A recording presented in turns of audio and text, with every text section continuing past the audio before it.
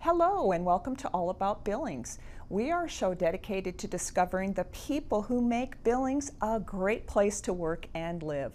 We will interview local business people, entrepreneurs, artists, entertainers, and we will learn from them all about their successes, their failures, and their connection to Billings.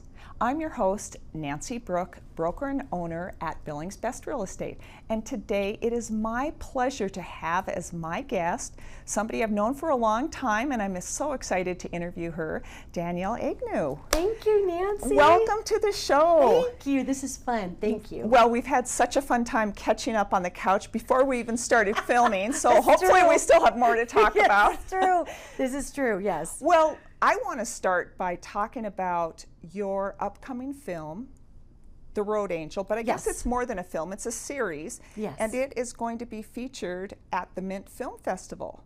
That is correct. We are so unbelievably honored. They have so many filmmakers that I'm looking at it in my head. There's hundreds, thousands yes, apply? Yes. That apply from all over the world. And so we are very honored that we were accepted into the Mint Film Festival here in Billings, and that's September 19th. We screen at 4:45 p.m. So I'm super excited. I got to go get some fancy clothes to wear because well, they have a red carpet, don't they? They do. Yes. Yeah, they have a whole and then thing. People, I wish I was going to be in town because then people can take photos with the celebrities, right? That's true. Yeah, you get up there and you do your step and repeat thing, but yeah, it's going to be so much fun. And this year, because poor Babcock Theater had that mishap with its ceiling, so this year it is at Art House, which is amazing. It's such an incredible venue for Billings. Yes, and they've expanded that, so there's more. Yeah. Yeah, there's art, and we're in Art House 1. We're screening in Art House 1 on September 19th. Well, that is wonderful. Well, let's take a step back and get to know you a little bit, because I know a lot of people know you in the community. You've been in Montana all of your life? I have, yes, I'm from Billings. Yes. And I 4 generations of family here. Wow. We had my Italian great-grandparents, when they came over from Italy, set up farms up on the heights. And so my family's been in Billings a long time. And I've left and gone to other places and whatever. But yeah, I'm a South Central Montanan, 100%. You don't see a lot of people who actually are from Billings these days. It's so weird. It's weird. It's true though, and I actually really love my town. Yes. I love this town. This town has been remarkably kind to me. I mean, all throughout when we were doing Pope Jane back in the day, my band that we were doing. And that was in the 90s? That was in the 90s, yeah, 90s and early 2000s, and we had such support from Billings. That's why we got signed, is because of Billings. And we were just so central, and we toured. That's back in the day when you had to tour. Sure. It was before there was a TikTok, Right. So you had to before get out there and was play. even, internet. The internet, we started the band before the internet kicked out. At least in Montana. And most people did. I think there were cell phones existing, but most people didn't have them. I mean, they were like little briefcases, right? Oh, yeah, no. There was no cell phone. There was a payphone. Right. That's how we, as a matter of fact, that's how we hired our bass player, is we used the payphone at the then 4Bs. Oh, sure. Because I got her name on a piece of paper, and I called her up and said, hey, you want to be in a girl band? It was a lot of fun. Wow. Yeah. And so you've been here your whole life. Let's talk a little bit about Billings since we're on the subject. Yeah. What have you seen change the most about Billings? Oh my gosh, where shall we start? Well, first of all, the West End. Yes. I'm a downtownie, and my wife and I used to live right by Pioneer Park when we lived here.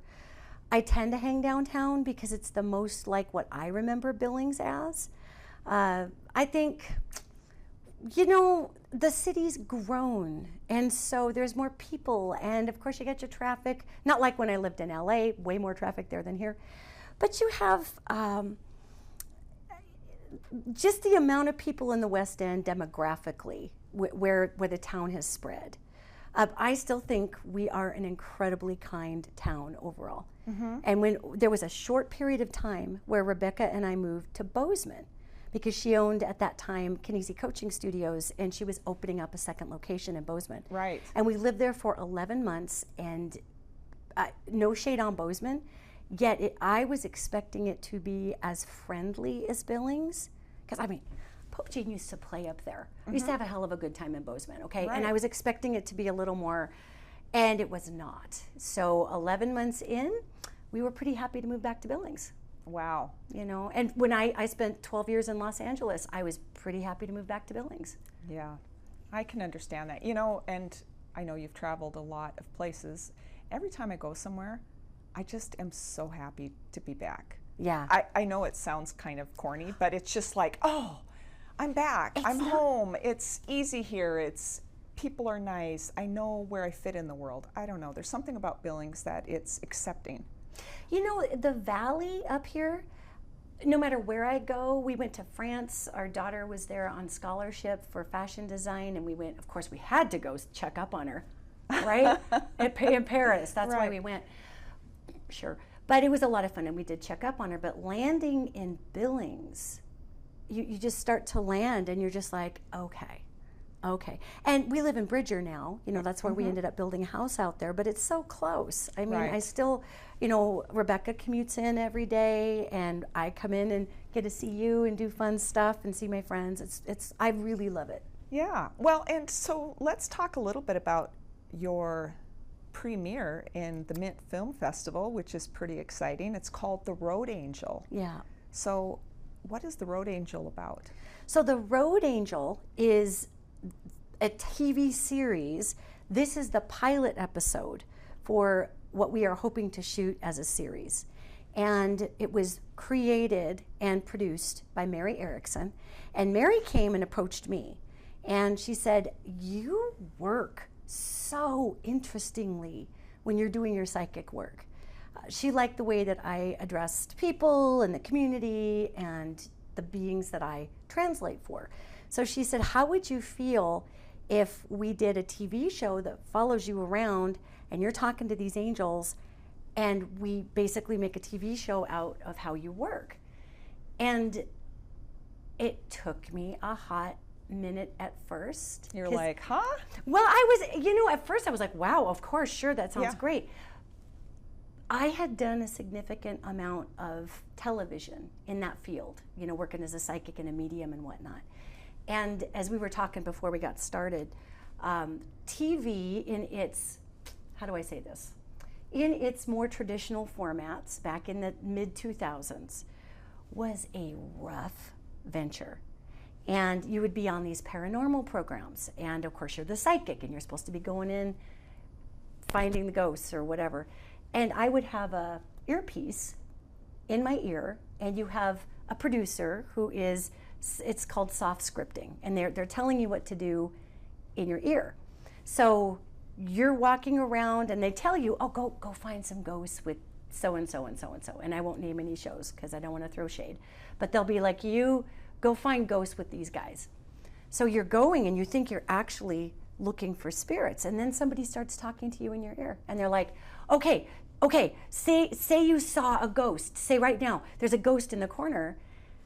But there wasn't a freaking ghost, Nancy. There was nothing. And I would just blow off the producer. I just kept walking. I'm like, whatever. We will talk about a ghost when we actually find one. How about that? And we always did. And it was spectacular. And all of the fancy equipment that they detect ghosts with would all go off. Oh, God. And, you know, then they'd stop yelling at me for 5 minutes because something was happening, you know. So anyway. So you were a little skeptical, maybe based on your last experience. Like, you know Mary though, so I did. Yes, yeah. I did know Mary. As a friend, I knew Mary, Sure. and I was straight out with her, and I said, I will do this TV show, and it aligned with what Mary wanted too. She wanted the same thing I wanted. I said, I will do this TV show if we have humane hours, if people are treated humanely, if we only actually film stuff that's actually really happening, whether it's, you know, paranormal or mystical, or there's a lot of history in Road Angel. There's a lot of me interviewing individuals about their stories. The places that we go in the Road Angel become a character. And the character and the nature of the people that I talk to are equally as important as me being on screen doing what I do. And all of this was dreamt up by Mary. I mean, I came up with some things I'm just realizing this. I more gave her things I didn't want to do. And she was like, well, okay. And you know, Mary's very diplomatic, and she says, okay, well, if we don't do those things, how are you about doing all of these other great things I thought about? And they were brilliant. So I'm very, very proud of what we have accomplished with the Road Angel. There's not been a show like it. It's entirely unique in how it's shot and how it's done. And I'll give you a little teaser. It's a teaser. So our crew that shot Road Angel, they were Nat Geo shooters. Wow. They were wildlife photographers. Huh. So we had these guys that were following me around, catching these crazy live moments that were happening. I mean, we would have to call some locations and make sure that people knew we were coming. I mean, it wasn't just like show up and go guerrilla. Hey! Hi! Put me in jail! And then all these cameras around, they might freak out, yes. Right. So we did have permissions to be places. However, the way they shot it, they had a lot they had to do, because I'm getting messages from angels. It's not rehearsed. They've got to catch. They got one shot to catch that shot. It's not like we're going to go back and do it again. Take two. There's no take two. I mean, I might be able to say something once or twice, but you've got to catch it when it's happening. So these guys, being wildlife photographers for Nat Geo, they were like, this is great. We do this in the field all the time. You've got one shot with that bear. You've got one shot with that elk. And so we just ended up with the perfect crew for the show. That is incredible. Now, did you film locally then? We did. The pilot episode, which again, I'm so flippin' proud of. I'm proud of this show. Was shot in Red Lodge. Wow. Well, that is so cool. So anybody coming to see the film will probably recognize some familiar locations. Yeah, and so this is what was weird, and I'm going to be straight out with you on this. I go where these angels ask me to go. That's the premise of the show. Okay. And I can have a conversation with these guys, and they will give me a bunch of points on a map, and I don't even know why I'm there. It is a little awkward at first. So Mary says, we're going to work that into the show. So you literally hear me in this documentary saying, I don't really know what I'm supposed to be helping with here yet. And as we go along, and as these people are put into the path, then I'm able to see what these angels are threading together so that I can best serve this community and help them out.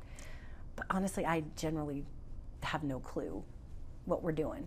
I don't. You just follow the breadcrumbs. I just follow the breadcrumbs. It's a great act of trusting the process. Wow. Well, that is so cool. And I'm just curious, how did you get started as a psychic? I mean, it's not something you go to school for, right? Well, when you grow up, I'm going to be a psychic, right? One does not say that generally. I was not there. I was enjoying being a rock star. Sure. Honestly, I was really digging it. The short answer to that is when music comes to an end, and it does, career-wise, and then it'll pick up somewhere. But right when that happened, I was in LA, and there was the mother of a friend of mine who was very psychic. And I was actually doing some healing work on her feet. And I said, woof, I can feel how psychic you are. I can feel how intuitive you are. And we're all psychic, we're all intuitive. Mm-hmm. Every human being on this planet that's alive has sensitivities. I always say, I can dribble a basketball. I'm never going to be Shaq, but I can dribble one. So we've all got something. So I'm working on this lady's feet, and I said, you are incredibly psychic. And she just looked at me and just like right through me, and she said, so are you. And I'm like, oh, stop looking at me. Oh. And I said, you should read for people. I can feel off of you. And she looked at me with those eyeballs, and she said, so should you. So I never really thought about it like a job. It was just something I always did. And so I put my little bio together and my little picture and marched my happy little butt down to the psychic guy in Burbank in California and literally said, I would like to read for people. And I'd never done it. I was super nervous. I didn't even know what to expect. I had nothing else to do because the music took a pause. And so the lady who owned it said, well, give me a reading.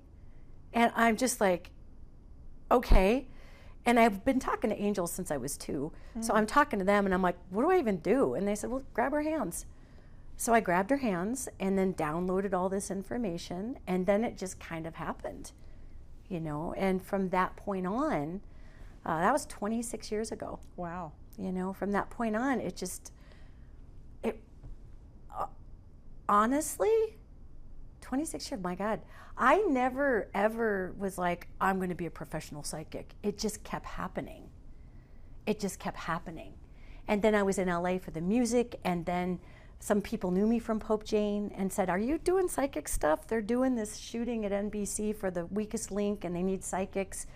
So I went down and was part of that, and then kind of ended up doing this on television with private clients too, you know. It was a universe thing. It was not me. I was very, very busy being a rock star, by the way. So Right. I was like, what the hell with this thing? But here we are. And so when you first started that first reading you did, and you were obviously nervous, how did you get the information to give her? I mean, how does that work from your perspective? It's fascinating. It literally comes in as a cube. Like, imagine a cube packed with layers of information. And the gift itself is called clairsentience, and it's mediumship. But what these angels will do is they just download you. They're like, here.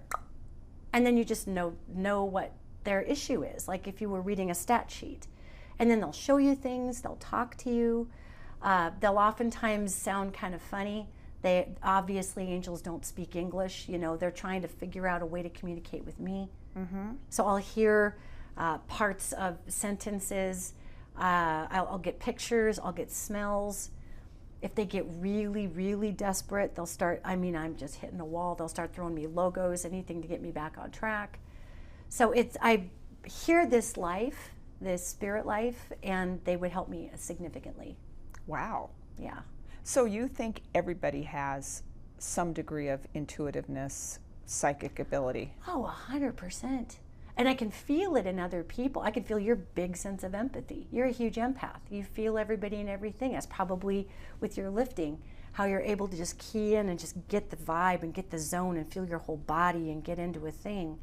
Everybody's got something. Well, and so how did you respond from going from a musician to a psychic? I mean, you must be thinking, what is happening here? I was, and to be just brutally honest, I did not go into that good night very gracefully. Right. I was not a happy camper when Pope imagine. Jane, came to its end. And I was never, ever resentful with my clients. I was always honored from day one that anybody would want to come to me for anything. It would always blew my mind, actually. I'm like, oh God, I hope I can help you. But I was kind of pissed about it because I was really enjoying my career in music, and I sort of felt like initially in my, God, what was I, late 30s maybe, about that time, that it was sort of this weird little kitschy default thing I was doing. Not that I didn't respect it or the angels or the process. I always respected that. I honestly, at 56 now, looking back on that girl that I was, I think she was just butthurt, that the music was over. Right. And so I was I never was rude to anybody. I didn't take it out on people, but internally, that must have been just like such an unexpected twist to your life. It was so weird. What? It was so weird. I'm I going was just from like, a rock star to a psychic? Yeah. I'm like, how'd I end up here? Did you know, it was easier for me, not even kidding, to come out as a gay woman in 1992 with my very first record deal in Seattle than it was for me to tell people I had these abilities. I was so scared for people to know this because I grew up, part of my family was really Catholic, part of my family was evangelical Christian. And I thought, oh my God, they're going to burn me at the stake. And you know what? That didn't happen.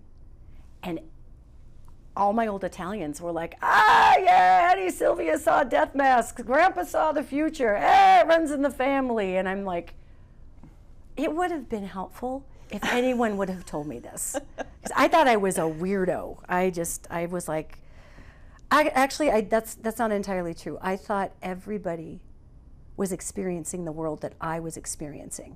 I thought everybody saw and heard all this stuff. Because, I mean, if you can see the color red, don't you just assume other people can? Sure. And you don't think, well, maybe somebody's colorblind. That doesn't cross your mind. No. Maybe somebody doesn't hear angels. Well, and I can see what you're saying, though, because you don't want to feel like you're an outcast if people find this offensive. But truly, I don't really feel like what you're doing is anti-Christian. It's connecting with angels, which should be spiritual and enlightened, right? One would think, and it's weird. People fall in a couple of categories with this. I for a while in my life was a pastor, and I pastored different kind of outside the box Christian-based churches. And if you look at the Bible has a ton of mystical people in it. You got Elijah up on the hill talking to all the dead people, Elijah was a medium by today's terminology. We had John the Baptist, who was seeing the future and calling it out for Jesus. Well, by today's terminology, John the Baptist would be a psychic or a clairvoyant. So I had somebody ask me one time when they heard me talking about this, and they said, so do you consider yourself a prophet? I said, oh, no, back up the truck, Chuck. No. It's an EMF sensitivity, an electromagnetic frequency sensitivity in the brain that allows me to pick up different frequencies of different communication. It's an energy sensitivity. Like somebody's sensitive to bell peppers, I'm sensitive to spirit life. Wow. And I do think that there is a great deal that we can demystify and stop making it creepy and occult. If one is a Christian and one believes that God made everything, and one believes that God made angels, and one believes that God made angels that sometimes assist people, they do a lot of stuff, but sometimes assist people, then it would stand to reason that if we are working with our angels, or any spirit, because God created all the spirits, that to believe that was in an occult position then did God create the occult? That's weird, right? I think it's just more in line with the fact that it is what it is. And if we learn to live in harmony with it, we're in a better place. Well, and so let's talk a little bit about angels. So angels are around us all the time. Yes. Right? Yes. And there are guides that can help us. How do we tap into that as just, I'm sitting here and maybe I need some guidance or some assistance? What do you advise people? This is how do they get started? Right? Okay. Best question ever. So our angels are physically hardwired to our spirit the minute our spirit is created. That's what I've noticed. So I always say to people, you could have been a Martian 1,000,000 years ago. You'd have the same group of angels that goes with you lifetime after lifetime because they know how you work. If you want to tap into your angels, just be quiet. Just be quiet. When you have that experience, and I'm sure you have you ever had that experience where you're like, I should call somebody? Yes. And then you hear it, right? Right. And that or it's just a feeling. It's a feeling. Like I could be doing something random, like driving in my car, and all of a sudden, maybe Danielle comes to my mind. Oh, I should get in touch with Danielle. It's like, well, I haven't talked to her in years. Right. Why? But it's on your head. That is the angel who walks with your heart, that is hardwired to your spirit, just whispering, hey, she could use a pick-me-up. Why don't you call her?